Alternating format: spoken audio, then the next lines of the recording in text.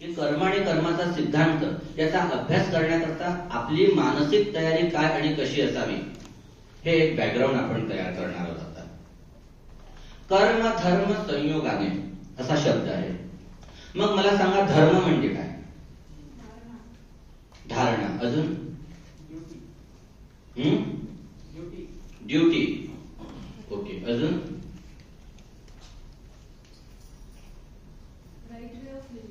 Right way of living. अजून कुणाला काय सांगता येईल? याची आवश्यकता आहे की माझा आवाज येते सगळ्यांना? आवश्यकता आहे. हो का?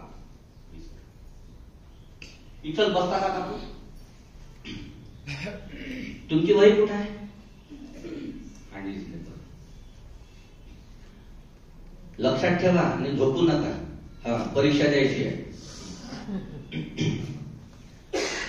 तर धर्म म्हणजे व्यक्तीला, समाजाला, विश्वाला धारण करणारे तत्व होय. आता मंजिरीने सांगितलं धारणा. तर काय धारण करायचे आहे? तर एक तत्व धारण करायचे आहे की जे व्यक्तीला, समाजाला आणि विश्वाला धारण करेल असे तत्व म्हणजे धर्म. आपल्याला धर्म म्हणजे काय माहिती आहे? Brand names. आपल्याला धर्म म्हणजे ब्रँड नेम्स माहिती आहेत. टूथपेस्टचे ब्रँड नेम्स असतात ना. नमेश, कॅन यू टेल टूथपेस्टचे ब्रँड नेम्स काय काय आहे? कोलगेट. अजून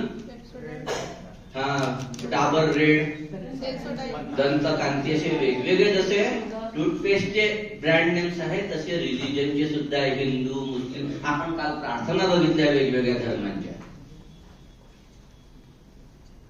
7 मेन रिलिजन्स आहे आणि त्याच्यानंतर सब रिलिजन्स आहे. मग हा झाला धर्म. मग आता आपल्याला तत्व धारण करायचं आहे कर्मानुसार. Yes, good. तत्व धारण करायचं आहे कर्मानुसार. बरोबर आहे. मग कर्म काय? हा शब्द आपल्याला मुळीच नवीन नाहीये. कर्म हा शब्द आपल्याला मुळीच नवीन नाहीये. लहानपणापासून हा शब्द आपण ऐकत आलेलो आहोत. शाळेत असताना तिथं काय मुलांनी सगळ्यांनी असं मागे बसायचं नाहीये, मिसळून सगळ्यांमध्ये बसायचं आहे ही एक गोष्ट. त्याच्यानंतर हे बंधू इकडं, भगिनी इकडं असं नाही, सगळ्यांनी एकमेकात मिसळून बसायचं आहे दररोज. आलं लक्षामध्ये? तर मग आपण लहानपणापासून आणि शाळेत असताना तर हा कर्म अतिशय इम्पॉर्टंट होता. कारण आपण जेव्हाही व्याकरण शिकायचो संस्कृतचं किंवा मराठीचं, तेव्हा हा कर्म फार घोळ घालत असेल. प्रयोग, कर्मणी प्रयोग, कर्तरी प्रयोग, ऍक्टिव्ह व्हॉइस, पॅसिव्ह व्हॉइस या याच्यामध्ये. आणि तो कर्म घोळ घालून आपल्याला खड्ड्यात पाडत होता, म्हणजे मार्क मिळत नव्हते. बरोबर आहे. तर हे जे ऑब्जेक्ट म्हणजे कर्म आहे, हे कर्म जरी शाळेमध्ये असताना आपल्याला अतिशय त्रासदायक आणि भीतीदायक होतं, कारण ते अपयश देणारं होतं, परंतु आध्यात्मिक जीवनामध्ये कर्म हे यश प्रदान करणारे आहे. आध्यात्मिक जीवनात कर्म हे यश प्रदान करणारे आहे. कारण अनेक त्रासातून मुक्त होण्याकरिता म्हणून कर्म आहे. अनेक त्रासातून आपण मुक्त होतो. आता हे सुटका होण्याकरिता,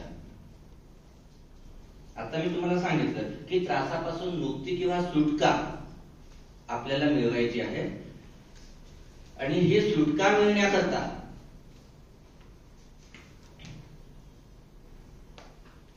कर्म म्हणजे नेमके काय काय करायचे म्हणजे सुटका होईल? तर त्याचे प्रकार कशा, मी एखादं काम कर्म कशा प्रकारे करतो, जीवनात कर्म कशा प्रकारे, त्याचे परिणाम कसे, कर्म हे जन्मजन्मांतरी कसे ट्रान्सफर होते. कारण खूपदा एखादं जन्माला आलेलं मूल एक 2-4 तासात, 5 तासात किंवा जन्मजातच आजारी असते. त्याने तर काहीच पोल्युटेड गोष्टी खाल्लेल्या नसतात. आपण काय म्हणतो, खूप पोल्युशन आहे आणि त्या पोल्युशनमुळे आजार होतात. तर ते तर अजूनपर्यंत म्हणजे जस्ट तिथे क्रिएट झालेलं होतं. मग त्याला का बरं हा असा त्रास झाला? अशा एक ना एक अनेक गोष्टी, अनेक विषय या सगळ्यांचा आपण येथे पुढील 3 दिवसात सखोल अभ्यास करणार आहे. आणि मग तुम्हाला लक्षात येईल की ही स्थिती माझ्यामुळे कशी निर्माण झालेली आहे. आपण कर्माचा जेव्हा नीट अभ्यास करू, when we study Karma in depth, तर आपल्याला लक्षात येईल की आपण स्वभोवती आय, अल्फाबेट मधला आय, कॅपिटल आय, अल्फाबेट मधला आय म्हणजे मी, मायसेल्फ, तर हा आपण स्वभोवतीच घुटमळणारा माणूस असतो. मी अतिशय महत्वाचा मी. मग माझ्यानंतर माझी मुलं, माझे आई वडील, माझी बायको. संस्कृतात एक फार सुंदर श्लोक आहे. अशनं मे वसनं मे जाया मे बंधुवर्गो मे इति मे कुर्वाणं कालवृको हन्ति पुरुषाय. अशनं मे, लहानपणी खाऊ माझा, सगळ्यात पहिल्यांदा खाऊ मला मिळायला पाहिजे, खायची वस्तू, खाऊ माझा, अशनं मे.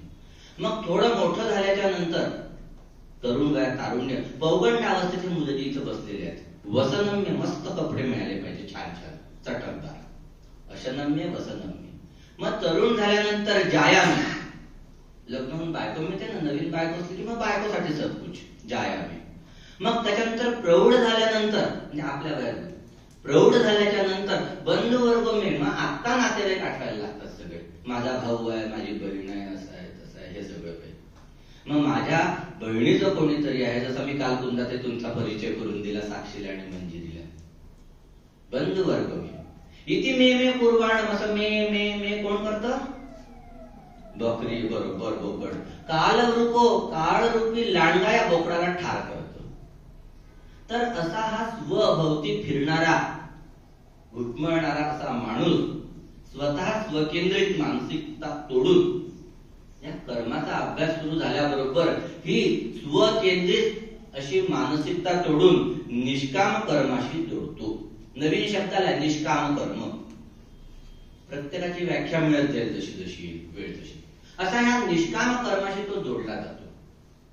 कारण स्वतःसाठी कर्मरत असणे पुरेसे नाही हे त्याच्या लक्षात येते. कारण स्वतःसाठी म्हणजे कधीतरी मला सुनीलवर डिपेंड राहायचं, कधीतरी मंजुषावर डिपेंड राहायचं, त्याच्याशिवाय पुस्तक पुढे जाणार नाही ना. म्हणजे मी स्वतः सबकुछ करू शकतो. इथं आज प्रोजेक्टर नाहीये, त्याच्यावर मी डिपेंड होतो.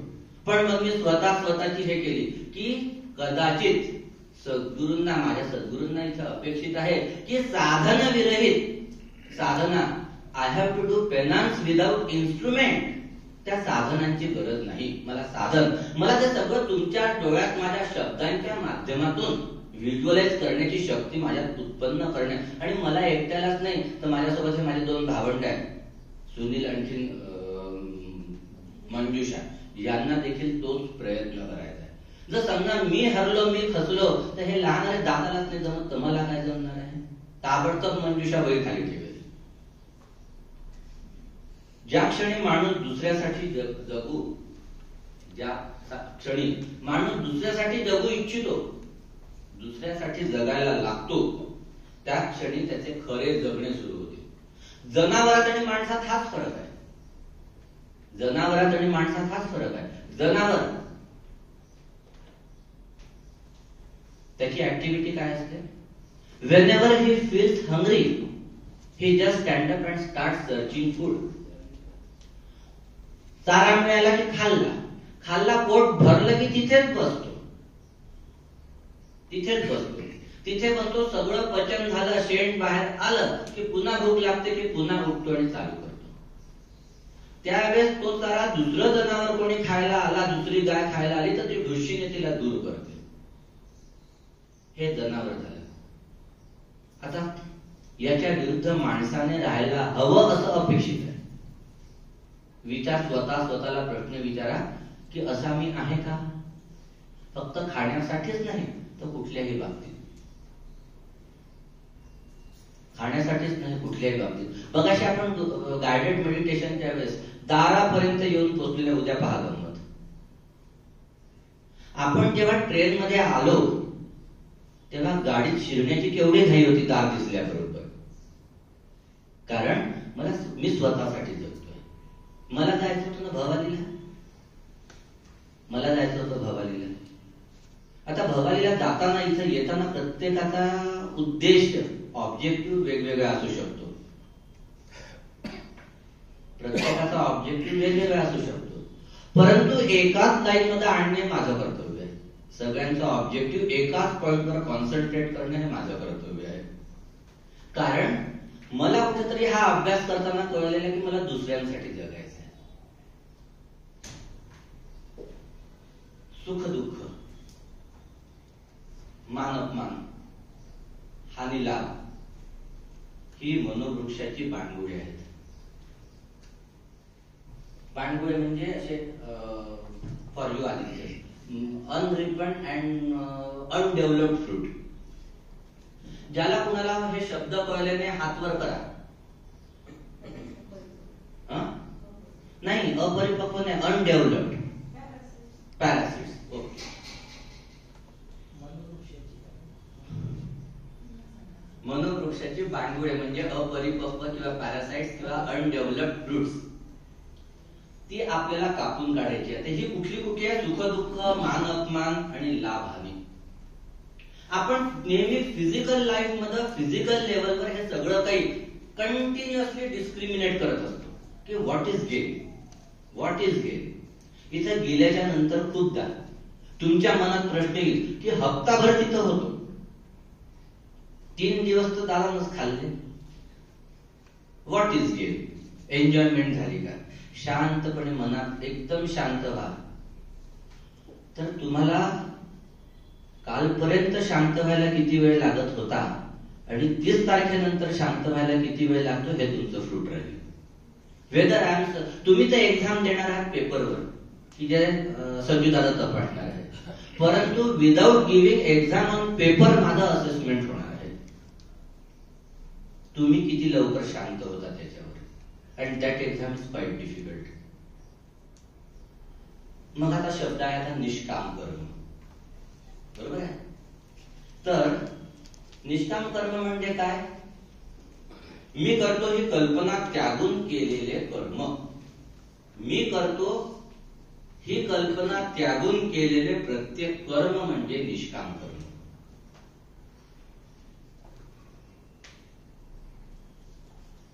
मग आता मी म्हणजे कोण? कान्हा. मी म्हणजे कोण? आय मीन्स हू, स्वतः. म्हणजे कान्हा नावाची जी फिजिकल बॉडी आहे ती, बरोबर. तर मग आता ती कान्हा नावाची फिजिकल बॉडी म्हणजे आपण प्रत्येकाने जी फिजिकल बॉडी धारण केलेली आहे, इथं तेच उत्तर अभिप्रेत होतं मला आणि तेच आवश्यक आहे. तर आपण जी फिजिकल बॉडी धारण केलेली आहे की ज्याचं नाव मिलिंद आहे किंवा संदीप आहे, तर या फिजिकल बॉडीनं केलेलं कार्य मी करतो.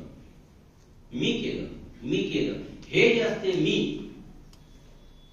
पुन्हा तो लांडगा तयारच आहे, हा किती वेळा म्या म्या म्या म्या करतोय.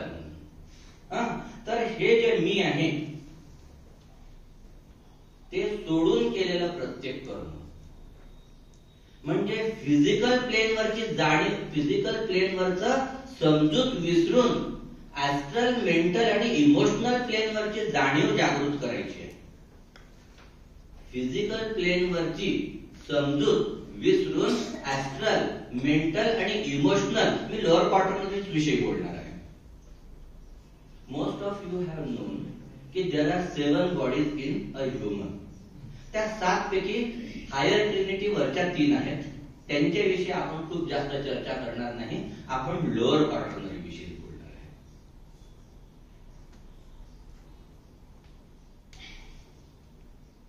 निष्क्रियता म्हणजे निष्काम कर्म नव्हे. मग मी करत नाही म्हणजे बसलं राहायचं ठेपलं एकदम ठेम्यासारखं, हे म्हणजे निष्काम कर्म नव्हे. तर मग निष्काम कर्म म्हणजे काय? पुन्हा प्रश्न निर्माण झाला. अकर्मण्यता म्हणजे निष्काम कर्म नव्हे. पुन्हा सांगतो मी, अकर्मण्यता म्हणजे काहीच काम करायचं नाही, नुसतं पेद्यासारखं बसून राहायचं म्हणजे निष्काम कर्म नव्हे. निष्काम कर्मात कर्म राहते, राहत नाही तो करता. निष्काम कर्मात कर्म राहते, राहत नाही तो करता. मराठी, संस्कृत किंवा इंग्रजी व्याकरणात आपण एक अकर्मक कर्मणी प्रयोग शिकलेला आहे. थोडी व्याकरणाची जोड घ्यावी लागणार आहे. त्याच्यात कर्म नसते आणि कर्ता असते. इथं कर्ता नाही आणि कर्म आहे. किती कठीण काम आहे की मी माझीच आयडेंटिटी मला विसरायची आहे. हे सगळ्यात इम्पॉर्टंट गोष्ट आहे की माझीच आयडेंटिटी मला विसरायची, की जी आयडेंटिटी साठी मी इतके वर्ष झटतोय, त्या आयडेंटिटी साठी मी इतके वर्ष झटतोय, ती आयडेंटिटी मला विसरायची आणि काम करायचं.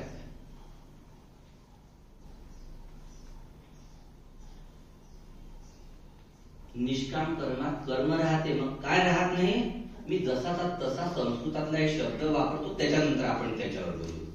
ईशणा, ई मोठा आहे, मोठी, ईशणा मोठ्या श आणि बाणात दाण, हा फार गूढ शब्द आहे वैदिक ज्ञानातला. राहते काय तर ईशणा. ईशणा म्हणजे काय? स्पृहा.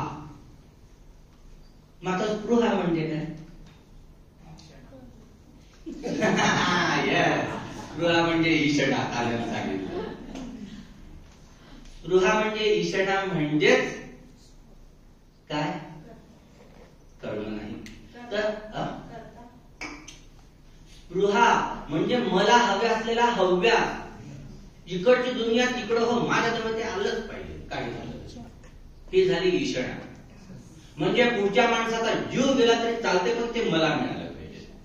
ही आहे ईशणा, ज्याला आपण गावराणी शब्दात अघोरीपणा म्हणतो. ते सगळ्या वर पासून खालपर्यंत सगळ्या लेवलवरचे शब्द सांगतो, समजलं पाहिजे. हा आपला अघोरीपणा, हावरटपणा. तर हे सगळ्या गोष्टी म्हणजे ईशणा. सुख दुःखादी परिणाम. मग काय राहतं त्या निष्काम कर्मात? सुख दुःखादी परिणाम, अपेक्षादींचे ओझे इत्यादी. हे काहीही त्या निष्काम कर्मात राहत नाही. म्हणजे मी कर्म करताना मला कोणी मोटिवेट करत नाही. मी कर्म करताना कुठल्याही अपेक्षेची इच्छा ठेवत नाही, कारण नेहमी दुःख अपेक्षेतून उत्पन्न होते. नवरा बायकोत भांडणाचं एकमेव कारण आहे अपेक्षा एकमेकाकडून होणे. त्यात अपेक्षा झाल्या नाही ना तर वादविवाद भांडणं होत नाही. त्याच्यामुळे नवऱ्याकडून बाईनं आणि माणसानं बायकोकडून अपेक्षा ठेवून आपण आपलं काम करावं.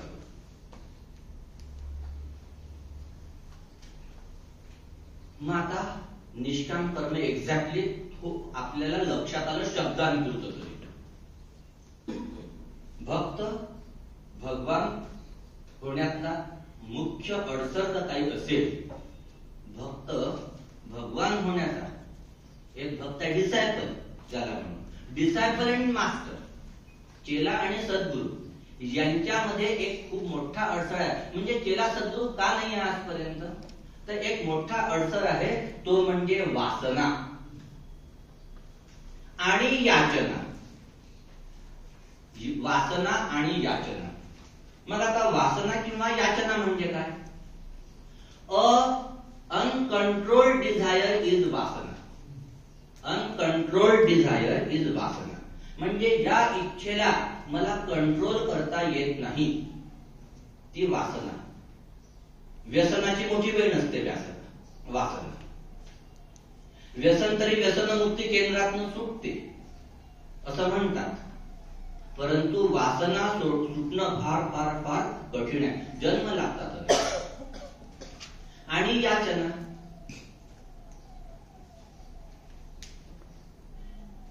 याचना म्हणजे काय? बेगिंग, भीक मागणे. आपण सतत याचक आहोत, सतत याचना करत असतो. कुणाला ना कुणाला काही ना काहीतरी मागत असतो. देवळात गेल्यानंतर देवाजवळ तर केवढी मोठी लिस्ट असते आपली, आणि इतके जण तिथं देवळात असतात आणि सगळ्यांची जे भडाभड त्या देवळाच्या कानात. त्याहीपेक्षा आणखी छान सांगतो, गणपतीच्या देवळात गेल्यावर ते बाहेर उंदीर असते, किंवा महादेवाच्या देवळात गेल्यावर बाहेर नंदी असते. त्याच्या कानात इकडून सांगतो तिकडून एका दमात दोन. आणि तुम्हाला माहितीये का, याचक हा अतिशय हलका असतो, त्याच्यामुळे उडून कुठल्या कुठं दूर जातो. हे एक संस्कृतात शिवभाषित आहे की याचक हा अतिशय हलका असतो. हलका असतो म्हणजे no one wants him with as a company for him. याचक जो बिगर असतो की नाही, no one wants that particular person to be in his company. त्याच्यामुळे ह्या दोन गोष्टी अतिशय त्रासदायक असतात. आपण भगवत प्राप्ती करता बसतो, परमेश्वरापुढे ध्यानाला बसतो, माझं ध्यान लागू दे ही याचना करतो, मला मोक्ष मिळू दे ही याचना करतो, सद्गुरु तुझं मला दर्शन होऊ दे ही याचना करतो.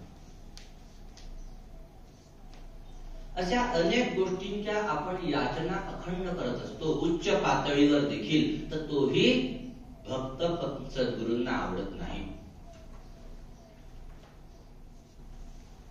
कारण जिथे वासना असते तिथे परमेश्वर, वासना आणि याचना जिथे कुठे असते तिथे परमेश्वराचा वास नसतो. आणि म्हणून आजकाल जे देवळांचे पर्यटन क्षेत्र किंवा केंद्र होत चाललेले आहेत, खूप सुशोभित होऊन देवळं बनतात आणि तिथे खूप लोक जातात. तिथे देव शिल्लक राहत नाही, कारण तिथे एन्जॉयमेंटची वासना असते. कारण तिथे एन्जॉयमेंटची वासना असते. काल आम्ही सगळेजण गेलो. सुनीलला प्रश्न आहे, सुनीलला आला नाही तर प्रीतीला प्रश्न आहे तोच. काल आम्ही सगळेजण गेलो त्या देवीच्या मंदिरात. मी आणि संदीप आम्ही दोघ जण एकमेकांचा हात धरला होता, आम्ही मित्र. आणि त्या देवळात गेल्यानंतर पायऱ्या चढत होतो. ताबडतोब संदीपने मला सांगितलं, मिलिंदजी बघा म्हणे इथे 7 पायऱ्या दिलेल्या आहेत म्हणे देवळात पोचण्याच्या. 7 मार्ग दिलेले आहेत देवळात पोचण्याचे. सांग सुनील काय होते ते शब्द हवे तिथे लिहिलेले.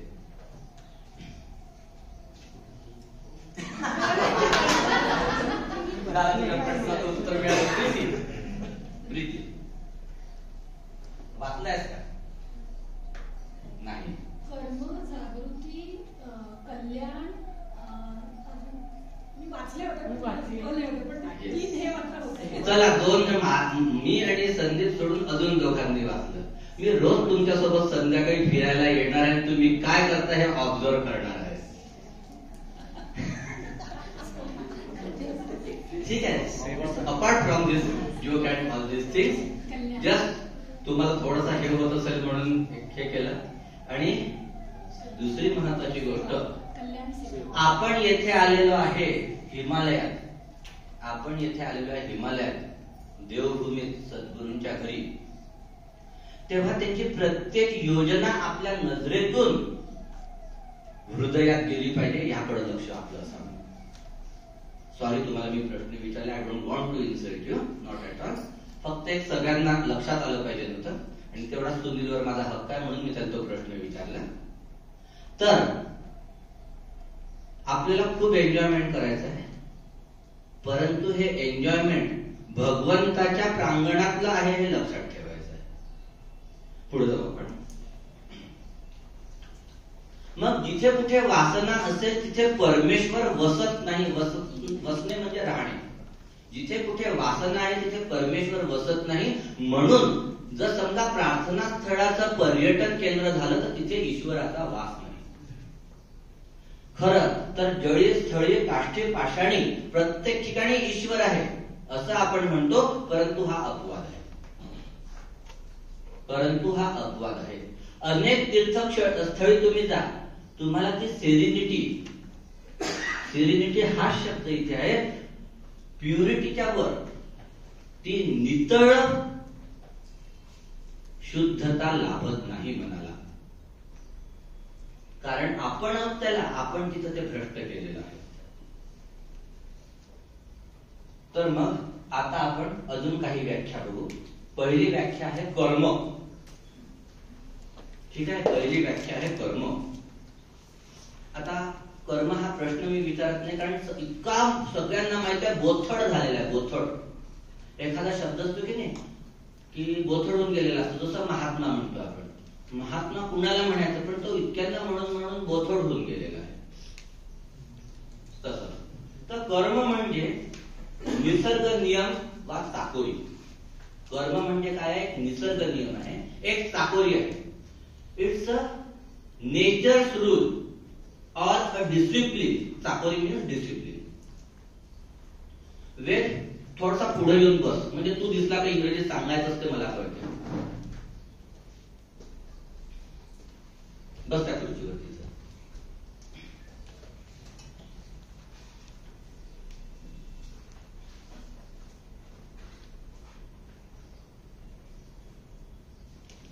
जन्म मृत्यू हे चक्र मानवाच्या हाती नसते. जन्म मृत्यू हे चक्र मानवाच्या हाती नसते, परंतु स्वधर्म हा ज्याचा त्यांनीच ओळखायचा असतो. आता स्वधर्म म्हणजे काय? स्वधर्म म्हणजे मी हिंदू आहे, हिंदू माझा स्वधर्म का नव्हे. आपण भगवद्गीतेचा अभ्यास केलाय सकाळी, आपण भगवद्गीतेचा अभ्यास करतोय सकाळी, तर आपल्याला लक्षात असलं पाहिजे स्वधर्म म्हणजे नेमकं काय. तर ज्या कुळात मी ज्या जगात तुम्ही म्हणाल जग एक आहे असं नाही. There are N number of galaxies आणि एन नंबर ऑफ युनिवर्स. ज्या जगात, ज्या देशात, ज्या राज्यात, ज्या गावात, ज्या समाजात, ज्या एरियात, हनुमाननगर जसा माझा एरिया, ज्या एरियात, ज्या समाजात आणि ज्या कुळात जन्माला आलेल्या त्या प्रत्येकाप्रती माझी जबाबदारी, असं ॲनी बेझंट यांनी राईट सिटिझनशिप या पुस्तकात म्हटलेलं आहे. सुजाण नागरिकत्व असं त्याचं भाषांतर झालेलं आहे.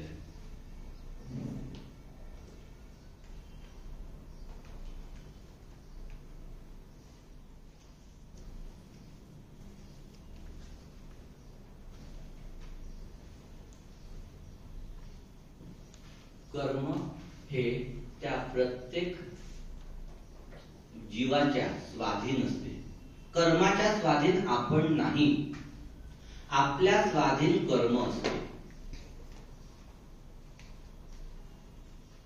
विकर्म. एक मिनिट, तुम्हाला काही नोट करायचं असेल तर मी एक अर्धा मिनिट थांबतो. सगळ्यांना दिसते का slide?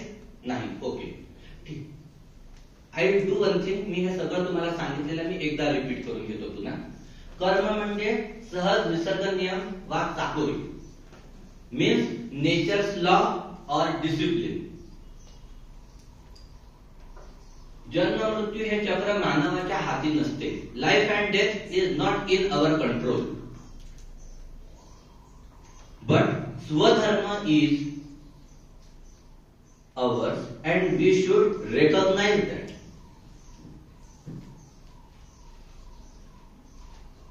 We are not in control of karma,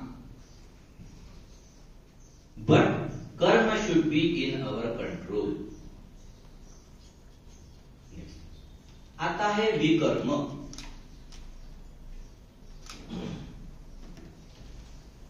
आता इथे मी स्लाइड हे केलेली आहे आणि ह्या स्लाइडवर आपल्या इथून कैलास पर्वत दिसतो. हे मी सांगायचं विसरलो. इथे आपण फोटो खूप काढलेले आहेत, परंतु इथे कैलास पर्वत दिसतो आपल्याला. इथे बाहेर आल्याच्या नंतर संजू दादाची किंवा माझी किंवा मीनाक्षीची किंवा मंजुषाची, काकूंची तुम्ही हेल्प घ्या आणि कैलास पर्वत कोणता त्यांना रेकॉग्नाइज करा आणि त्याकडे बघा. दिसतो का कुणाला महादेव त्याच्यावर तपश्चर्या करत? ठीक आहे. तर तशा पर्वत शिखरावर एक प्लॅटफॉर्म आहे. त्या प्लॅटफॉर्मवर देअर आर टू पर्सन. एकीकडे एक बंदूक घेऊन आहे, मी वर्णन करतो त्या चित्राचं. एकीकडे एक बंदूक घेऊन आहे आणि दुसरीकडे स्वतःचा बचाव करणारा माणूस आहे. ठीक आहे, स्वतःचा बचाव करणारा माणूस आहे. पुढची वेळ समोर. म्हणून मी आता पुढच्या लेक्चरला प्रत्येकाने लवकर येऊन लवकरात लवकर आपली खुर्ची समोरची मिळते का याचा प्रयत्न करा. तर आता मला सांगा, खाली कोण पडेल, मारणारा की बचाव करणारा? दोघे पडतील, बॅलन्स राहणार नाही. म्हणजे करता म्हणजे एक कर्म आणि दुसरं फळ आहे. एक कर्म आहे आणि दुसरं फळ आहे. मारणारा कर्म करतो आहे आणि ज्याला मारणार आहे त्याचं फळ आहे ते. बरोबर आहे की नाही? तर कर्म आणि फळ हे दोन्हीही एकाच पातळीवर राहणार काय? आलं लक्षात? येस. आता पुढच्या याच्यामध्ये दिलेली आहे, हे एक कॉमन चित्र आहे. हे एक कॉमन चित्र आहे की असे कंपाऊंड आहेत आजूबाजूचे. प्रत्येक काय करतायत, तिथे हात टाकलेले आहेत. प्रत्येक जण काय करतायत, दुसऱ्याच्या कंपाऊंड मध्ये कचरा टाकते. म्हणजे मी सुनीलच्या टाकला, सुनील संदीपच्या आणि संदीप कुंदाताईच्या, कुंदाताई पुन्हा माझ्या. म्हणजे ते कर्माचं ट्रान्सफरच होत राहते सतत फिजिकल प्लेनवर. ठीक आहे. नेक्स्ट. आणि मग ते ट्रान्सफर होत असताना अशा कर्माच्या सगळ्या स्लाइड्स, भिंती आहेत, सगळ्या गावात आपल्या. आणि मग आता आम्ही धक्का देतोय. धक्का दिल्यावर सगळ्यांचे असे पडून सगळे कर्म शेवटच्या दिवशी आपल्याला जाणीव होणार आहे की आता ह्याच्यातून मला बाहेर पडायचंय. I have to come out from it. आता आपण बघू विकर्म. आता मला म्हणजे नो डाऊट की आपल्याला तो स्लाइड नव्हता, पण मी पिक्चर व्हिज्युअलाइज करून देण्याचा प्रयत्न करतो आहे.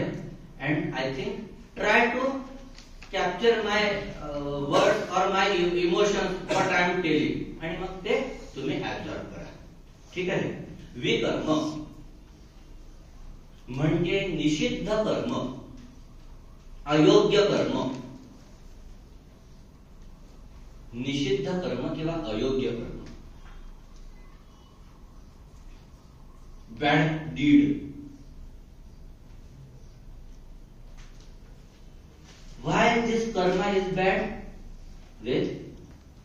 विकर्म हे निषिद्ध किंवा बॅड कर्म का बरं? नाही माहिती. क्या anyone? काहीतरी उद्देश. येस. फलाशेने, गुरु अभ्यास करून आलेला पुस्तकाचा. फलाशेने, फलाच्या आशेने की मला याच्यातून काहीतरी मिळणार आहे, या आशेने मी कर्म करतो, म्हणून ते निषिद्ध आहे. कारण याच्यामध्ये स्वार्थ लोलुपता आहे. स्वार्थ लोलुपता म्हणजे ग्रीडीनेस, सेल्फिशनेस.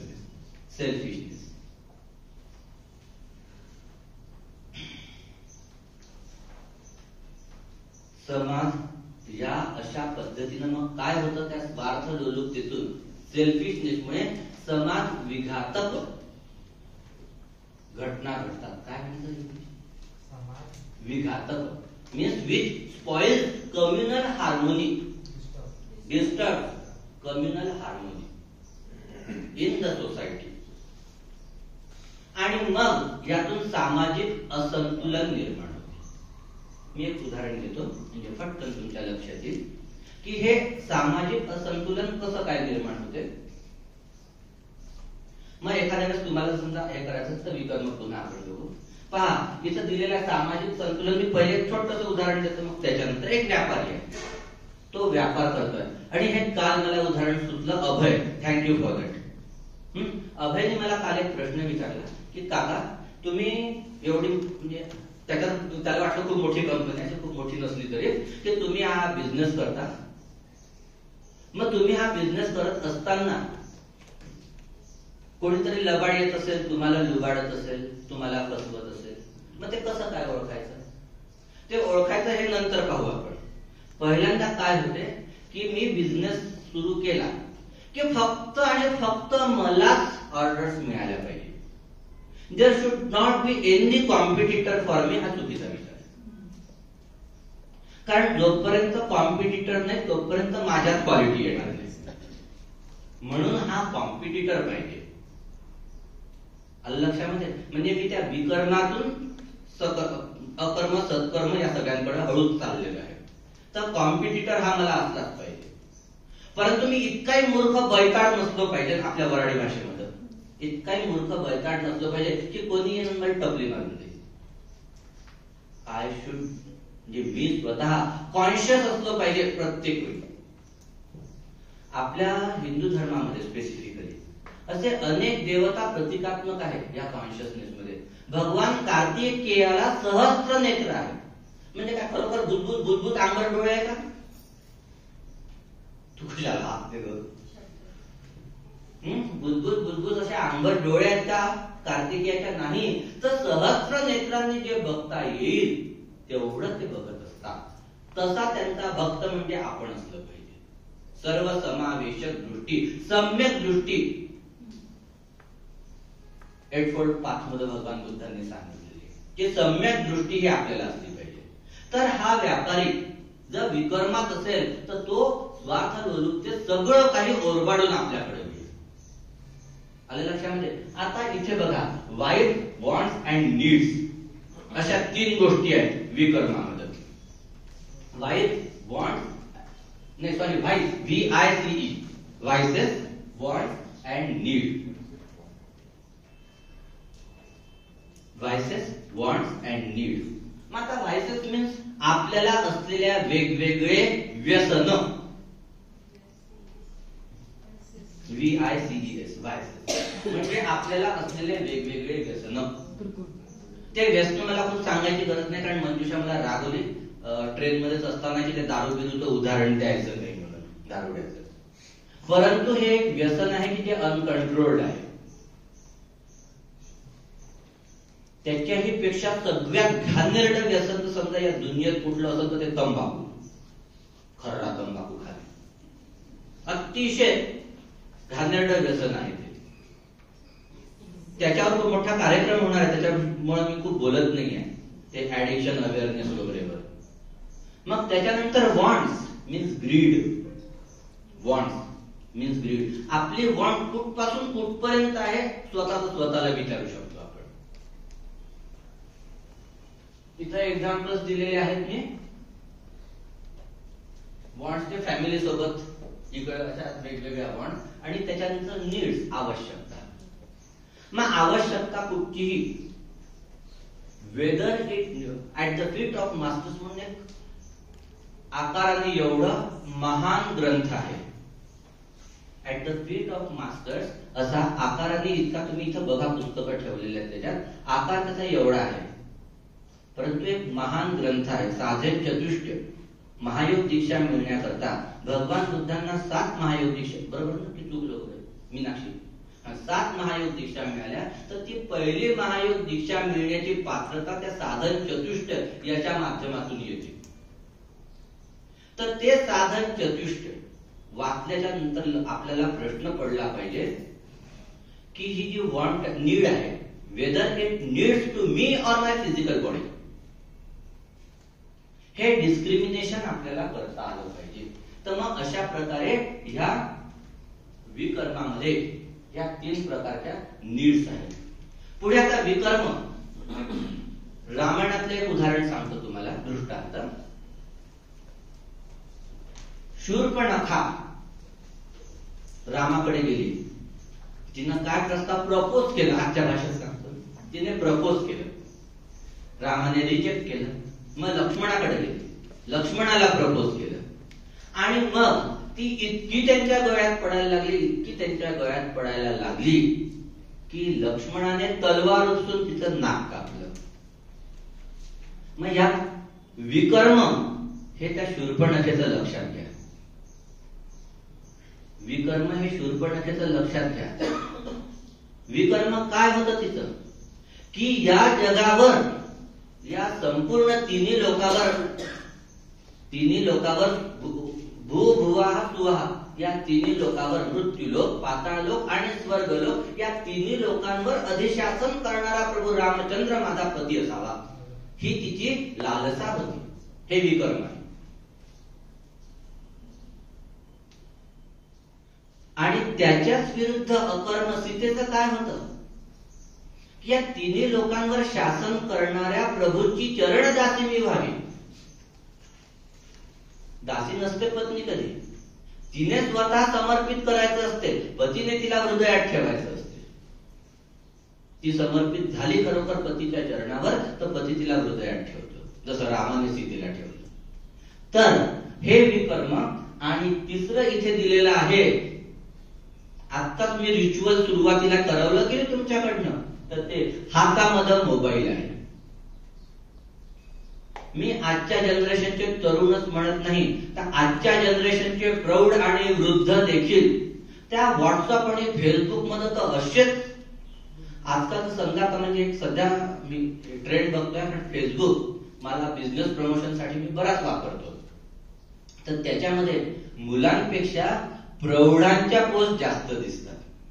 मुलांच्या बंद झालेल्या नाही, त्या इन्स्टा नवीन नवीन याच्यावर जायला लागलेल्या आहेत. बंद नाही झालेले आहे, परंतु मला हे म्हणायचं की प्रौढांमध्येही हे व्यसन यायला लागलेलं आहे. ही सगळ्यात महत्वाची गोष्ट आहे. मोबाईल हे इन्स्ट्रुमेंट आहे की मोबाईल हा फायनान्स आहे, हा एक डिस्क्रिमिनेशनचा प्रश्न झाला. तर मग आता स्वतःला प्रश्न विचारा की आजपर्यंतच्या आयुष्यात ज्याचं जे काही वय असेल, कारण काल वय सांगितलं वगैरे गडबड झाली होती ती, ज्याचं जे काही या जन्मातलं आयुष्य असेल, मी किती काळ विकर्मात राहिलो, किती काळ मी विकर्मात राहिलो. त्यानंतर आपण बघू. मी एकदा विकर्म पुन्हा हे करून घेतो, रिपीट. विकर्म म्हणजे निषिद्ध कर्म, बॅड डीड, अयोग्य कर्म. ते नेहमी फल आशेने ग्रासलेले असते. स्वार्थ लोलुपतेतून ते उत्पन्न झालेले असते आणि माणसाला अतिशय त्याच्यामध्ये घडवून टाकते.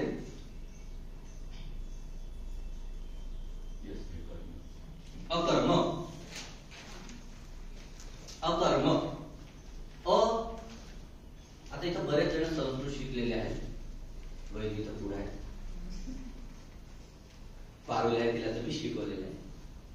तर अकर्म, न कर्म, म्हणजे नकारार्थी अर्थ घ्यायचा. उपसर्ग लागला की नाही असा अर्थ होतो. अकर्म म्हणजे जिथे कर्मच नाही. मग कर्म नसताना कर्म म्हणजे ऍक्शन कशी होईल, हा एक प्रश्न येतो, बरोबर की नाही. तर मग कर्म करूनही त्याच्यात आपण निरासक्त असणे म्हणजे अकर्म.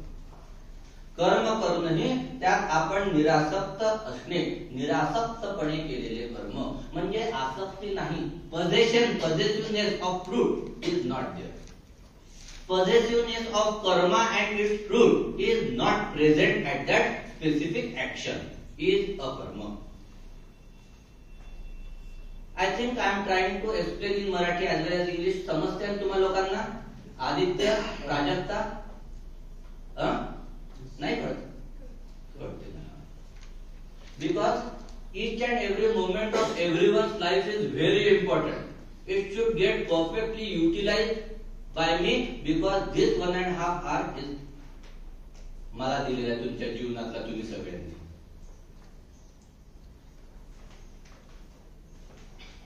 शारीरिक आणि मानसिक कार्य फल आकांक्षेशिवाय केले जातात तेव्हा अकर्म होते.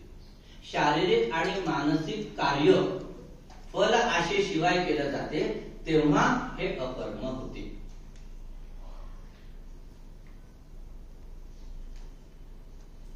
एखाद्या माणसाला ठेस लागली आणि तो पडला, आपण फटकन धावत जातो, त्याला हेल्प करतो. रक्त येत असेल, आपल्याजवळ रुमाल असेल तर रुमालाने दाबतो, बॅग मध्ये पाणी असेल तर त्याला पाणी पाजतो, त्याला शांत करतो. What we are expecting at that specific moment from him? Nothing. तो थँक्यू नंतर म्हणतो, नंतर त्याने थँक्यू नाही म्हटलं म्हणून वाईट वाटतं, परंतु ती जी रिफ्लेक्स ऍक्शन असते, ठेच लागल्याबरोबर आपण जे धावत जातो, ठेच लागल्याबरोबर आपण धावत जातो, ती जी हे आहे. आता सकाळीच हे झालं, मी येत असताना एकदम त्या पायरीवरनं माझा पाय झाल्याबरोबर प्राजक्ता एकदम मामा म्हणून एकदम धावत आली. Nothing expectation was there. तर ही जी रिफ्लेक्स ऍक्शन आहे विदाउट एनी एक्सपेक्टेशन. मग थोड्या वेळाने जेव्हा माझा कॉन्शियस फिजिकल बॉडीचा जागृत होतो, तेव्हा मग वेद मध्ये तसं थँक्यू वगैरे म्हटलं, नाही म्हटलं की नाही म्हटलं, या सगळ्या गोष्टींकडे जातो. परंतु तो थँक्यू म्हणणारा म्हणून कोणी हेल्प करत नाही त्यावेळी. आले की नाही लक्षात? ते जे झाली शारीरिक क्रिया. आता मानसिक क्रिया. इट्स क्वाइट डिफिकल्ट मानसिक क्रिया. कारण आपल्याला विचारांच्या माध्यमातून निरपेक्ष हेल्प करायची आहे. आपण थिओसॉफीचा अभ्यास करतोय सगळेजण. आपल्याला सगळ्यांना एक माहिती आहे की सकाळी ध्यानाच्या नंतर आपल्याला कुणाला तरी हेल्प करण्याकरता, अदरवाईज या विश्वाच्या उत्क्रांती करता एक हेल्पफुल थॉट पाठवायचा. हे सगळ्यांना माहिती आहे, परंतु काही त्या ध्यानालाच बसत नाही आणि बसलो तर शेवट हे करायचं विसरून जातो. तर ही मानसिक क्रिया म्हणजे काय? We have to do work through thought process. वैचारिक पातळीतून कार्य करायचं. खूपदा असं होते बघली की असा विचार येतो आणि विचार आपल्या डोक्यात येतो आणि विचार येत असताना ते कार्य ऋतू करून घेतो. तो थॉट प्रोसेसने त्याला ती हेल्प केलेली असते, ती कार्य करण्यासाठी मोटिवेट केलेलं असते. आणि मानसिक पातळीवर अशी जेव्हा आपण हेल्प करतो तेव्हा ती त्याच्या मनानं म्हटलेलं थँक्यू ऐकू येत नसते. तर त्याच्यामध्ये ती एक्सपेक्टेशनच नाहीये तिथे. तर ह्याला आपण म्हणायचं अकर्म.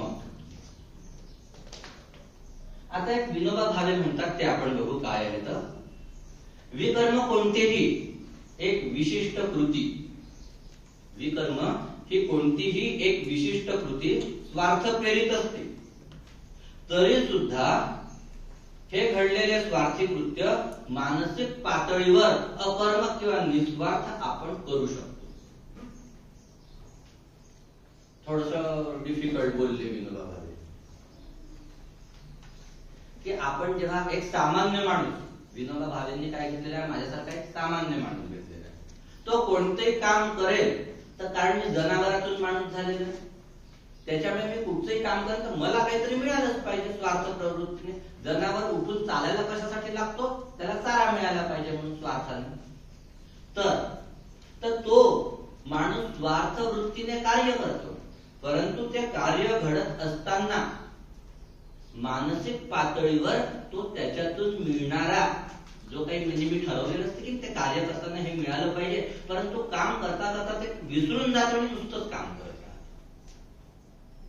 हे विसरता आलं पाहिजे आपल्याला विनोबा भावेंच्या मध्ये. आता त्याच्यासाठी अजून मी एक्सप्लेन करतो. दुसरं उदाहरण देतो, शेजार धर्म. कुणीतरी आपल्या शेजारी राहायला आलं, ज्योत्स्ना बहिणीच्या शेजारी पौर्णिमाताई शेजारी राहायला आल्याच्या नंतर या शेजाऱ्याचा आपल्याला खूप जास्त त्रास होऊ नये म्हणून आपण त्याला नमस्कार हॅलो हाय करून त्याच्यासोबत एक संबंध जोडतो. परंतु असं होत असताना जर समजा काहीतरी आपल्या घरी गडबड झाली, कुणाला बरं नाही आहे, काही नाही आहे, हे नाही आहे, तर त्या क्षणी कळल्याबरोबर शेजारी धावत येतो आणि आपल्याला सगळी हेल्प करतो. आपण त्याच्याशी मैत्री करत असताना हे एक्सपेक्ट केलं होतं का माझ्या घरी कोणतरी आजारी होणार आहे तेव्हा तो त्याच्या कारमधनं हॉस्पिटलला घेऊन जाईल म्हणून? हे एक्सपेक्टेशन मैत्री करायच्या दिवशी नसते, बरोबर आहे. तर ही जी गोष्ट आहे तर विकर्मातून अकर्माकडे जाणे, विकर्मातून अकर्माकडे जाणे हे होय.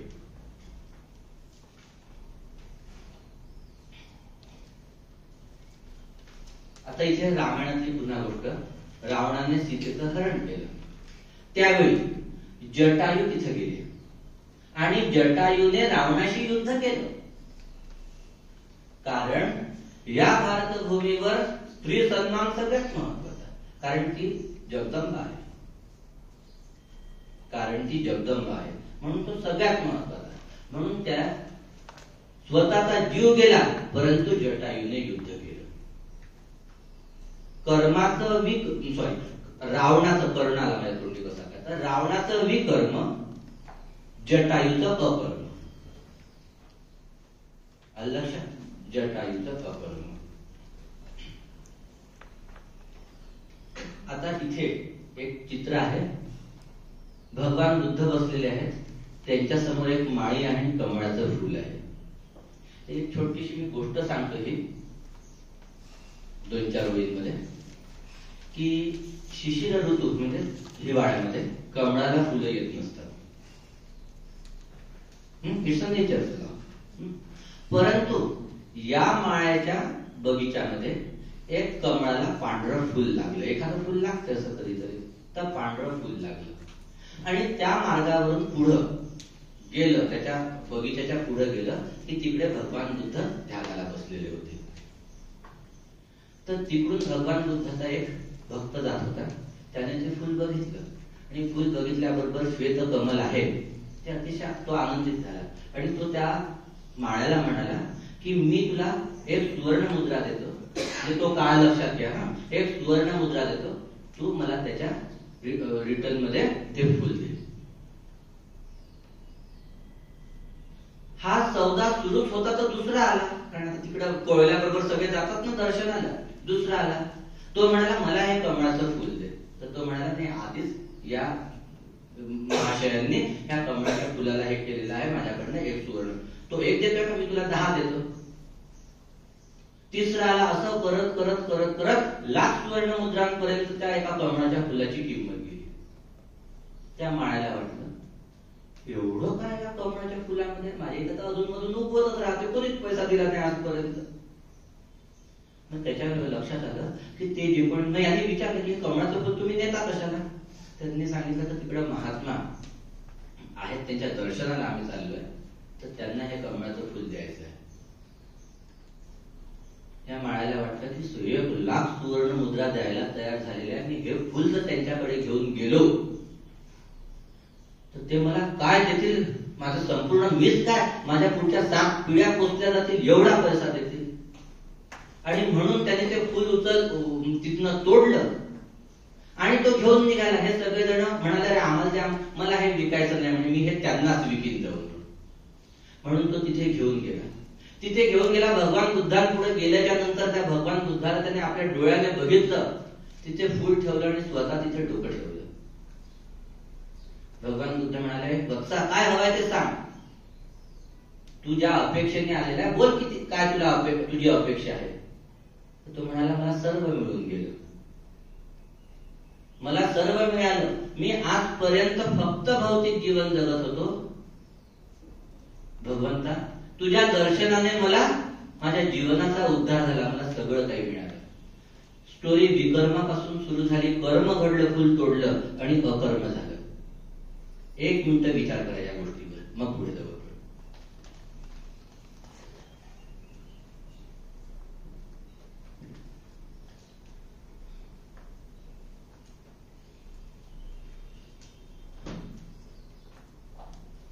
येस, आता इथे पुढचं चित्र आहे, कर्ण आहे, म्हणून तर मगाशी कर्ण आला तोंडात.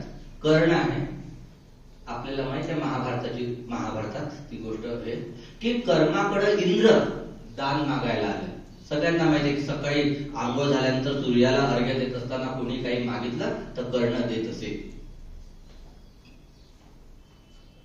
इंद्राने दान मागितलं कवच आणि कुंडले. इंद्राने दान मागितलं कवच आणि कुंडले. देवही कर्म करताना चुकला आहे हे लक्षात घ्या, कारण इंद्राकडनं विकर्म घडलं. इंद्राने आसक्ती पुत्रमोह ध्यानात ठेवून कर्णाला कवच आणि कुंडल मागितले, विकर्म. कर्णाने ते कवच कुंडल काढून दिले. कोणतं कर्म? अकर्म. येस, जायचं पुढे, कळलं? कर्म विकर्म कर्म.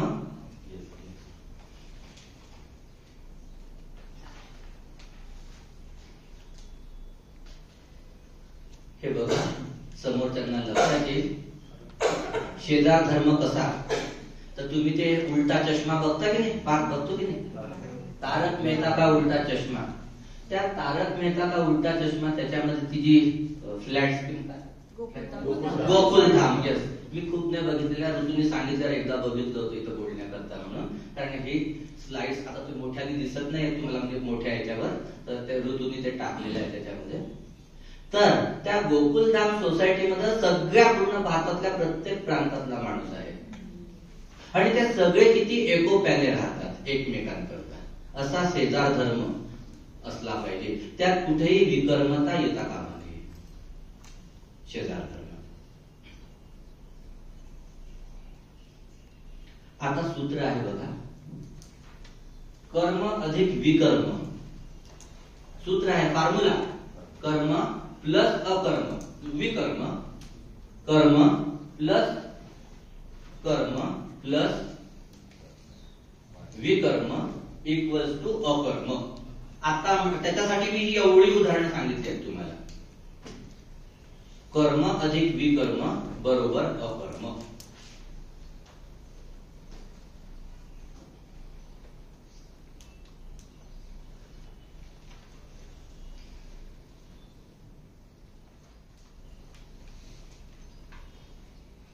मग आता पुढे आपण जाऊ.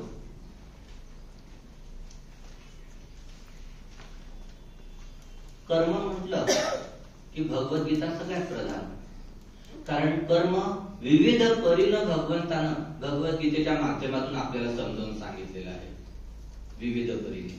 तर जेव्हा आपण 3, 4, 5 आणि 6 अध्यायाचा सखोल अभ्यास करतो, ही नोट्स मी जशाच्या तशा वाचून दाखवतो and then I will explain. The study of Bhagavad Gita अध्याय 3, 4, 5 and 6 clears the concept of karma. Through that study,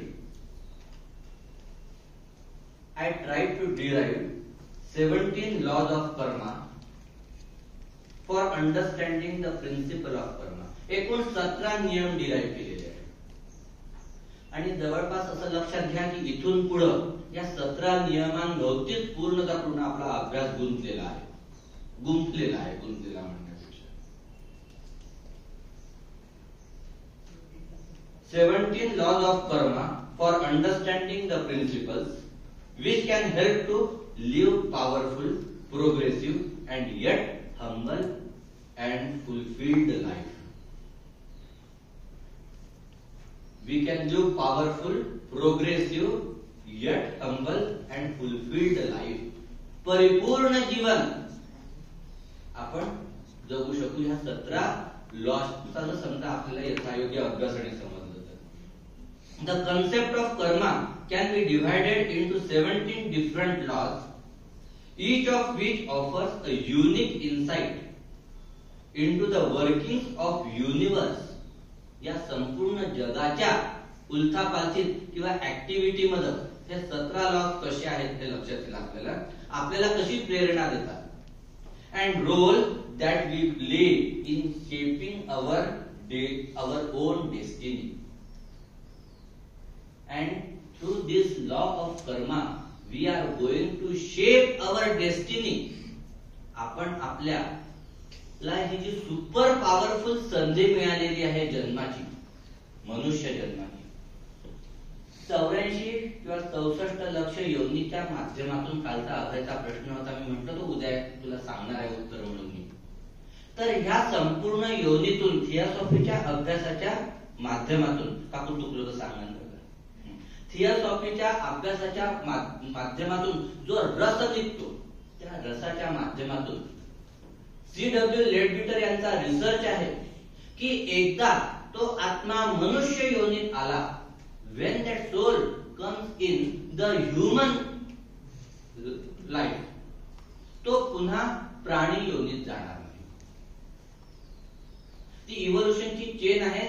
दगड मातीपासून तिथपर्यंत ते तेवढी सांगायला आपल्याला वेळ नाही, कारण मनुष्य तयार आहे एकदम पुढचं लेक्चर घ्यायला आणि तुम्हाला मध्ये ब्रेक पण द्यायचा आहे.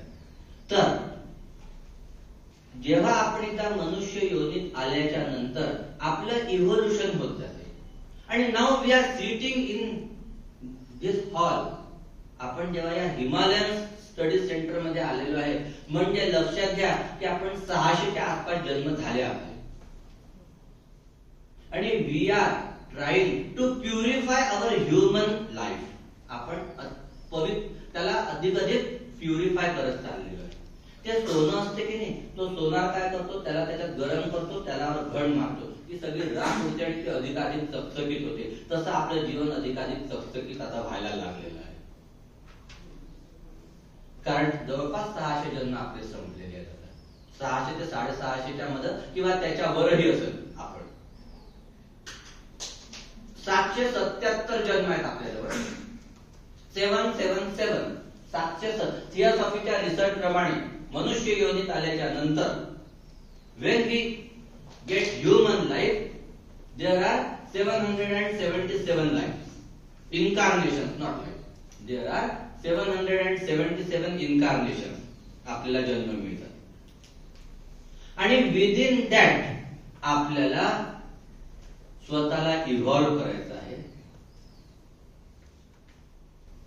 With a Pragyan great knowledge की आपण या जन्म मृत्यूच्या फेऱ्यातून सुटणार आहोत कर्मातून सुटणार नाहीये जन्म मृत्यूच्या फेऱ्यातून सुटणार आहोत आणि तेव्हा कर्माची स्टाईल चेंज होणार आहे ती पुढे बघू आपण कशी चेंज होणार आहे आज आपण जे करतो ते करणार नाहीये तेव्हा तर आता आपण पहिला लॉ बघू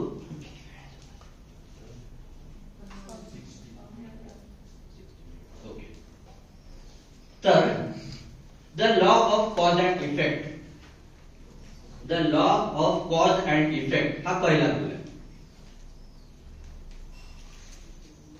दिस law states that every action has corresponding reaction. We know action and reaction are equal and opposite. Thermodynamics का law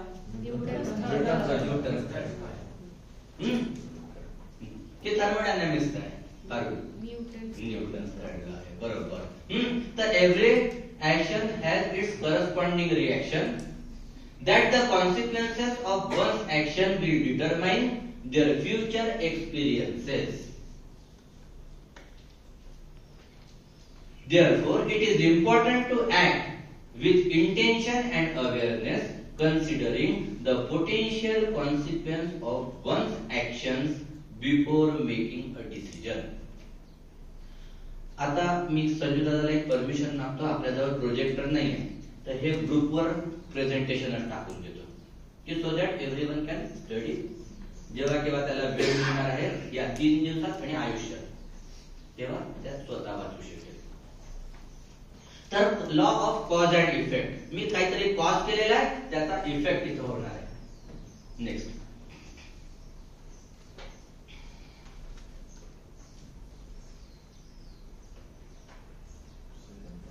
second law is law of harmony second law is law of harmony सहिष्णुता harmony म्हणजे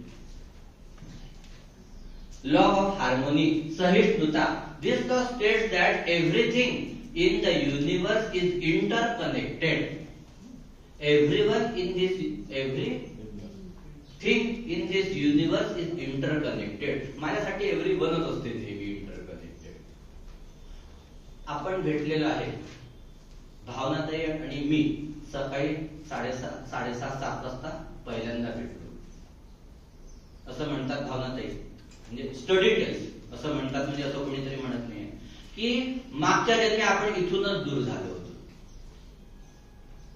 आपण ज्या क्षणी मागच्या जन्मी एकमेकांपासून दूर होतो नंतरच्या इन्कार्नेशन मध्ये आपण पुन्हा तिथंच भेटतो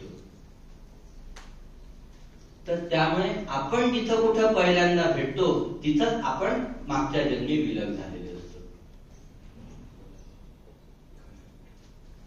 तर त्यामुळे माझ्या अंगावर एकदम गुजगम्स आले की मागच्या जन्मी आम्ही हिमालयन स्टडी मध्ये मी आणि भावनाताई होतो किंवा रेवाडीकर काका आम्ही इथं आलेलो होतो तर नेक्स्ट तर every is interconnected and that each person's action have an impact on the whole आणि मग त्याचा इम्पॅक्ट होल सगळ्या परिपूर्ण परिस्थितीवर त्याचा इम्पॅक्ट होतो त्या इंटरकनेक्शन्समुळे therefore it is important to cultivate positive relationship with others act with compassion and kindness and strive to create harmony in one's surrounding म्हणून आपण देवभूमीत आहोत आपल्याला फार मोठी जबाबदारी आहे की कुठेही इथं डिसहार्मोनी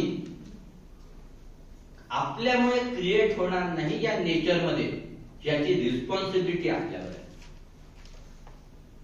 कारण आपण लॉ ऑफ हार्मोनीला फॉलो करणार आहोत कर्म शिकतोय कर्माचा सिद्धांत third is law of forgiveness. Third is law of forgiveness. हे अतिशय व्यवस्थित बघा. याचं कारण असं आहे की हे पूर्ण कर्माचा सिद्धांत पुस्तक समजण्यासाठी फार महत्वाचं आहे आणि तुमच्या तिसऱ्या दिवशीच्या परीक्षेसाठी पण महत्वाचं आहे, कारण याच्यावर प्रश्न असणार आहे.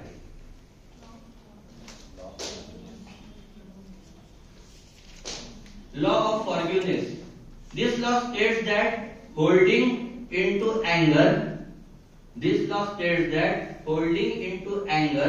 resentment or negativity towards other will ultimately create negative karma for oneself. Therefore, it is important to practice forgiveness both towards oneself and others, in order to realize negative energy and cultivate positive energy. Sharyu, can you help me?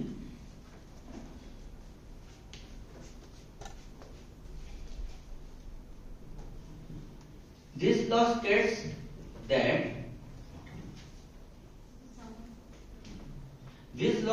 that holding on to anger, resentment or negativity towards others will ultimately create negative karma for oneself. तर त्याच्यामुळे आपण आपल्यावर नकारात्मक कर्म आपल्याकडनं घडणे याला आपण जबाबदार आहे. बिकॉज निगेटिव्हिटी कशामुळे क्रिएट होते आहे? अँगर अँड रिसेंटमेंट यामुळे. तर मग त्याच्या विरुद्ध आपल्याला काय करायचं आहे? तर we should be with compassion, kindness and strive to create harmony. आपल्याला ह्या तीन गोष्टी महत्वाच्या आहेत. आता हे असं मी का सांगतोय माहिती आहे का? की जेव्हा आपण सकाळी उठल्याच्या नंतर ह्या पॉझिटिव्ह गोष्टींवर ध्यान करायचं, निगेटिव्ह गोष्टींवर नाही करायचं.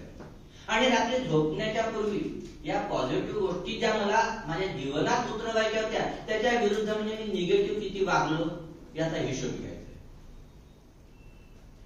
सुरुवातीला काय होईल माहिती आहे का? आपण आपल्याला एवढं पॅम्पर करू की आपण निगेटिव्ह वागतच नाही. मग आपल्या सहवासात जो कोणी असेल त्याच्यामुळे वागतो, दोष दुसऱ्याला द्यायचा. जसं उदाहरण द्यायचं असेल तर आता नवरा बायको म्हणून मी आणि म्हणजे, तर समजा असं काही होतं तुम्ही तिच्यावर दोष देत, ती माझ्यावर दोष देते. होते की नाही गीता बाई? तर दुसऱ्यावर दोष टाकून कर्माची घडी अजून घट्ट होते. दुसऱ्यावर दोष टाकून कर्माची घडी अधिक घट्ट होते. त्यामुळं दुसऱ्यावर दोष न टाकता त्या कर्माची जबाबदारी आपण आपली घ्यायची आहे. Next is law of growth. This law states that personal growth and evolution are essential aspects for the human experience and that embraces challenges and learning from experience can lead to spiritual progress. मोठं वाक्य आहे. Law of growth, माझी उत्क्रांती, मी evolution कसं होणार आहे, मी कसा वाढणार आहे, आकाराने नाही शरीराच्या तर बुद्धीने मी कसा वाढणार आहे. तर this law states that personal growth, आपल्या पर्सनल ग्रोथ विषय सांगते. इव्होल्युशन आर इसेन्शियल ऍस्पेक्ट आणि पर्सनल ग्रोथ ही उत्क्रांतीमुळेच होणार आहे. इव्होल्युशन उत्क्रांती म्हणजे ही भौतिक, अधिभौतिक, अधिदैविक आणि आध्यात्मिक चारही पातळींवर झाली पाहिजे. ते बघणार आहोत आपण पुढे, ती कशी करायची आणि काय करायचं आपण.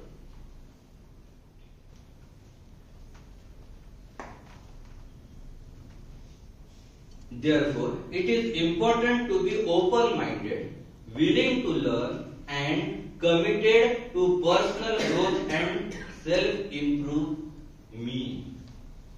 आणि मग त्याच्यानंतर काय होते आहे? It is important to be open minded. Golden 7 stairs. Open mind, pure heart, eager in clean life, open mind, pure heart, eager intellect, unveiled spiritual perception, a brotherliness for one's co-disciples.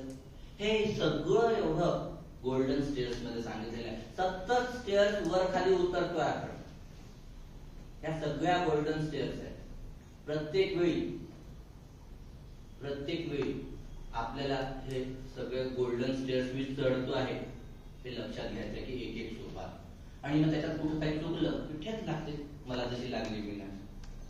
तर त्यामुळं त्या आपल्याला सतत लक्षात घ्यायचं आहे की या गोल्डन स्टेअर्स चढत असताना क्लीन लाईफ, अंतर्बाह्य मी शुद्ध आहे का, pure heart, open mind.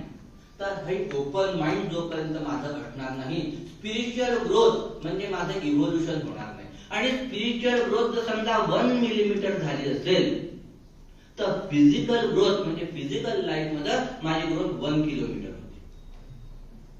Fact आहे. त्याच्यामुळे 1 मिलीमीटर, 0.1 मिलीमीटर ही माझी स्पिरिच्युअल ग्रोथ ही झालीच पाहिजे. Next law is law of detachment. This law states that attachment to material possessions, status or outcomes can create negative karma and lead to suffering. Law of detachment. This law states that attachment to material possessions, status or outcomes can create negative karma and lead to suffering. Therefore, it is important to cultivate a sense of detachment from external circumstances and focus on inner peace, contentment and spiritual growth. मित्रांनो, याचं उदाहरण आपल्या समोर बसलेलं आहे. संदीप आणि गीताबाई. त्यांचं social status, त्याच्यानंतर त्यांचे पोझेशन्स, पोस्टचे, प्रॉपर्टीचे, सगळ्याच गोष्टी आणि त्याच्यानंतर त्यांचे आउटकम्स सोशल एरियामध्ये, हे सगळे विसरून ते आपल्यासोबत आहेत 3-4-5 दिवसांपासून. ज्या खोलीत आपण असतो तसं राहायला पाहिजे याकरता संदीपला गुरु केलं पाहिजे. प्रत्येकाने आपण ज्या जागेवर असतो त्या जागेवर तिथं तसं वागलं पाहिजे. मुलासमोर आपण आहे, मुलाची चूक झालेली आहे तर बापानं कठोर झालंच पाहिजे, आईनं कठोर झालंच पाहिजे. परंतु काले मृदुयो भवती काले भवती दारुणा, म्हणजे आपल्याला विवेक दृष्टीनं कुठं कोमल व्हायचं आणि कुठं दारुण व्हायचं जीवनामध्ये हे आपल्याला कळलं पाहिजे. तो हा लॉ ऑफ डिटॅचमेंट. माझ्या पोरानं काहीही केलं तरी आईनं पटकन पदर पांघरून बापापासून लपवलं नाही पाहिजे. तिथपर्यंत जायची गरज नाही, इथं फडकवलं पाहिजे.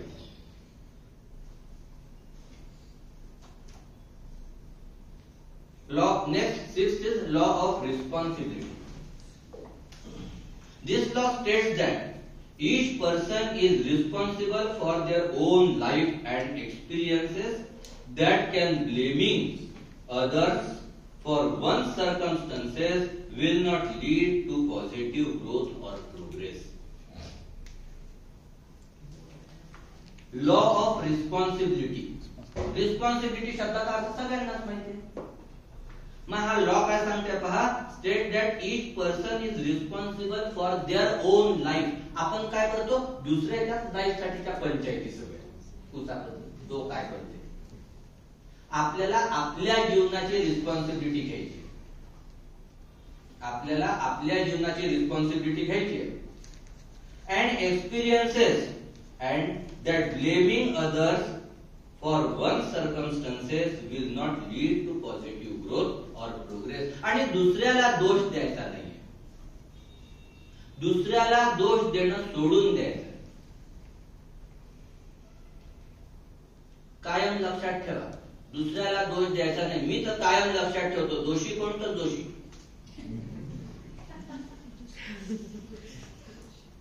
माझ्यासाठी दोषी कोण तर दोषी, मी दोषी असतो.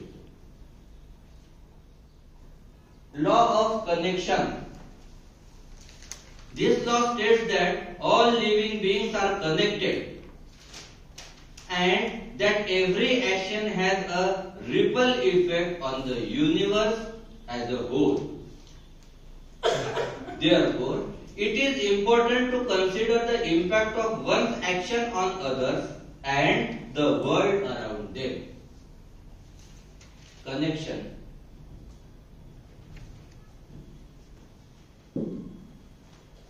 कनेक्शन साठी मी सांगतो, मला दोन्ही हात मोकळे हवे होते. राधाजीचा फोटो आहे, आपल्या सगळ्यांच्या जीवनाचा आदर्श असला पाहिजे. राधा बर्नेर, डॉक्टर राधा बर्नेर या इंटरनॅशनल प्रेसिडेंट होत्या. A great lady. मी माझ्या जीवनात आजपर्यंत पाहिलेली एक ग्रेट लेडी. तर त्यांनी एका लेक्चर मध्ये सांगितलं होतं की कनेक्शन कसं असावं. There should be a web of relationship. हे जे झालेलं आहे ना, तिथून कुठेही प्रकाश जात नाही किंवा उजेड जात नाही, इतकं घट्ट असं असावं. किंवा हा जो कापड आहे, एक एक दोरा याचा असा विणलेला आहे की हे किती ओढा लवकर फाटणार नाही, असं रिलेशन असावं. थँक्यू मंजुषा. असं रिलेशन असावं की हे वेब ऑफ रिलेशनशिप. इथं आपण हे जे 52 जण आहोत, आपण हे 52 जण आहे, आपल्या घरचे काही नाते असतील, बरोबर की नाही वनिता ताई? इथे आपण आलेलो आहोत, आपल्या घरचे काही नाते आहे, बहीण आहे, नवरा आहे, मुलगा आहे, वासरा आहे, हे सगळे नाते आहेत. हे सगळे नाते त्या प्रत्येकात शोधता येतील का? मला माझी बहीण, माझा भाऊ, माझी आई, माझे वडील शोधता आले पाहिजे आणि त्यांच्याशी तेवढं घट्ट रिलेशन झालं पाहिजे. तेवढं घट्ट रिलेशन झालं पाहिजे. हे कनेक्शन क्रिएट झालं. when this connection get created, तर तेव्हा ripple effect on the universe as a whole. मग तेव्हा HP ब्लॅवॅट्स्कींना मास्टर्सने जे सांगितलं होतं की पहिलं थिओसॉफीचं उद्दिष्ट ठेवायचं आहे universal brotherhood in spite of all distinction. ते जात धर्म हे ते सगळं काही जे आहे, या सगळ्यांच्या परे वेब ऑफ, जेव्हा आपल्याला युनिव्हर्सल ब्रदरहुड क्रिएट करायचं आहे, दॅट युनिव्हर्सल ब्रदरहुड हे क्रिएट होईल केव्हा? when the web of relationship is very very strong and efficient. असं कनेक्शन मला असलं पाहिजे माझं.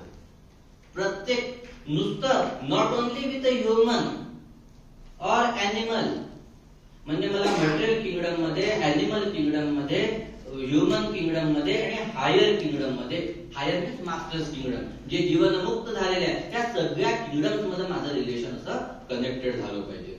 Next is law of focus. Time संपलेला आहे आणि थोडंसं सुरू आहे, मंजुषाचा वेळ घेतो थोडासा 5 मिनिटं.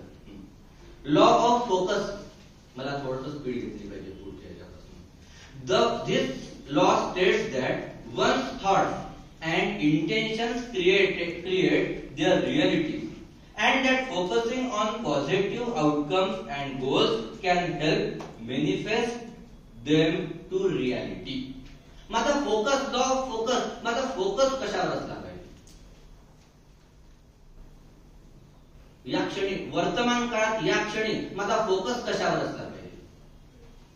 मिलींच्या तोंडून निघणारे शब्द माझ्या श्रवणेंद्रियांनी ऐकून माझ्या बुद्धीवर त्याचे इम्प्रेशन होऊन ते ताबडतोब हृदयाच्या माध्यमातून आत्म्यात प्रविष्टले पाहिजे. याच्यावर माझा फोकस लागतो. एवढं मोठं वाक्य झालं. माझ्या वैखरीतून निघणारे शब्द, मिलींच्या तोंडून निघणारे म्हणजे वैखरीतून निघणारे शब्द तुमच्या श्रवणेंद्रियांच्या माध्यमातून, कानाच्या माध्यमातून मेंदूवर त्याचे इम्प्रेशन्स पडणार आहे. ते ताबडतोब डिकोड करून मला ते माझ्या हृदयात घेऊन आत्म्यामध्ये प्रविष्ट करायचे आहे मनाच्या माध्यमातून. याच्यावर माझा फोकस या क्षणी असला पाहिजे. Law of patience. This law states that achieving true progress and success requires patience, persistence, and long-term view. Law of patience, PATIENCE, law of patience. This law states that achieving true progress and success requires patience, persistence, and a long-term view. Therefore, it is important to stay committed to one's goal even in the face of setbacks or challenges. जीवनामध्ये जे काही setbacks येतील किंवा जे काही challenges येतील, जर समजा धीर गंभीर प्रवृत्ती माझी असेल तर मी उचंबळून जाणार नाही, खूप आनंदित होणार नाही, खूप दुःखी होणार नाही. आपण बघतो आजच्या जगामध्ये तरुणच नाही, तरुणांना उगीच ब्लेम करायचं नाही, प्रौढ सुद्धा आणि वृद्ध सुद्धा डिप्रेशन मध्ये गेले की आत्महत्येत प्रवृत्त होतात. उलट मी म्हणे आजचे तरुण स्ट्रॉंग आहेत, कारण त्यांना तर एवढे चॅलेंजेस आहेत बिचाऱ्यांना तो विचारू नका. सगळ्यात मोठं चॅलेंज आहे टीव्ही आणि मोबाईलचं, त्याच्यातून बाहेर निघून अभ्यास करावा लागतो. आपल्याला कुठं होतं हे चॅलेंज? त्याच्यामुळे मी अभ्यास केला आणि मी जास्त मार्क मिळाले तर कौतुकच नाही, वेद मिळवतो ते कौतुक आहे.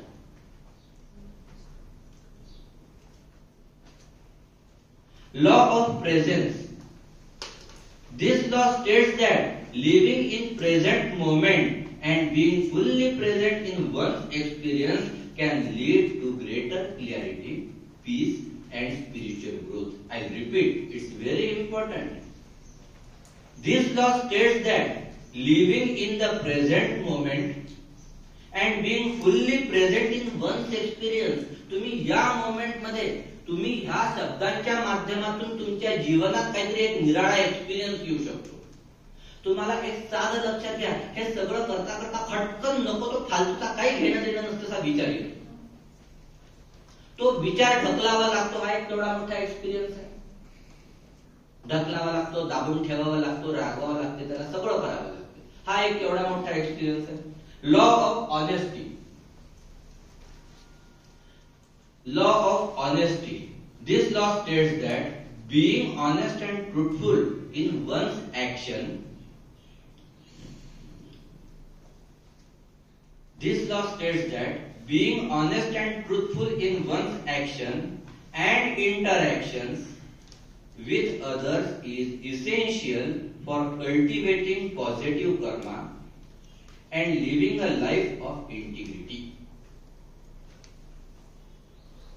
This law states that be honest and truthful to one's action. आपण आपल्या ऍक्शन आणि इंटरॅक्शन या दोन्हींना आपण ऑनेस्टली फेस केलं पाहिजे. आणि ते जेव्हा फेस करू तेव्हा माझ्याकडनं सकारात्मक कर्म घडेल. Law of humility. This law states that remaining humble and recognizing one's own limitation is essential for spiritual growth and progress. Remaining humble and recognizing one's own limitation. आपल्याला आपली मर्यादा, वराडी भाषेत सांगायचं तर अवकाशीत राहायचं. आपल्याला आपली मर्यादा कळली पाहिजे. We should know our limitations and become humble. विनम्र असलं पाहिजे. Then 13th law is law of gratitude. Law of gratitude. This law states that expressing gratitude for the blessings in one's life can help cultivate positive energy and attract more positivity and abundance. Gratitude. Expressing gratitude for blessings in one's life is very important. Law of generosity. This law states that giving generously of one's time, resources and energy can create positive karma and contribute to greater good. मग आता ही जी जनरॅसिटी आहे त्याच्यावर मला सतत लक्षात ठेवावं लागते आहे की तुम्ही तुमचा वेळ मला देताय, तो सत्पात्रित सत्कर्मी पडला पाहिजे. माझ्यासोबत मंजुषा आणि सुनील आम्हा तिघांची ही जबाबदारी आहे. Law of evolution. This law states that life is a continuous process of evolution and growth and that embracing change and learning from experiences is essential for spiritual progress. आणि हे इव्होल्युशन आपलं होत असते, त्याच्या माध्यमातून आपला प्रोग्रेस होत असतो. ॲनिमल किंगडम आणि ह्युमन किंगडम मध्ये एवढाच फरक आहे की ते कॉन्स्टंट स्पीडनं होते. सद्गुरूंनी मला डिस्क्रिमिनेशन दिलेलं आहे, आय कॅन स्पीड अप.